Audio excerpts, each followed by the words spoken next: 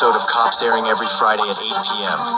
Oh shit, it looks like they have your favorite influencer on the Most Wanted edition. Tune in to see what happens next on this new episode of Cops. 今月22日、女性宅で洗濯物の上に寝転び、家事を妨害したとして、威力業務妨害の疑いで逮捕されました。容疑者は過去にも複数回、畳の妨害を行っていたとのことです。調べに対し、容疑者は、構ってほしかった、邪魔をすれば遊んでくれると思った、と供述。専門家は、遊んであげることの必要性を指摘。今後の捜査で詳細が明らかになる見通しです。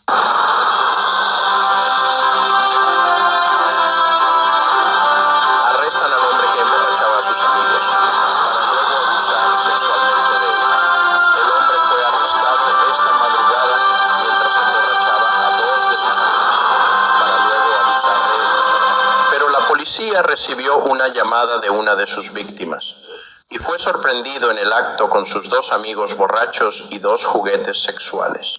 You're under arrest.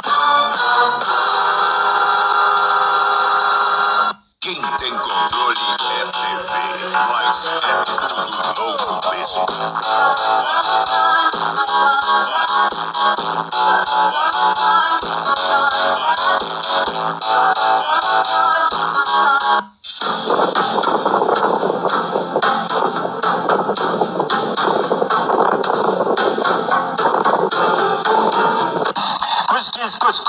Күш кіркер күлкел көлкілен қысқа сөз кім оқиды тез. Арқада алты арқар бар, қырқада қырық арқар бар, қырық арқарда ақ арқар бар, алты арқарда марқа арқар бар. Әбдіреде әбігер әтеш отыр, әбігер әтеш отырған әбдірені әже масыл отыр. Гүлім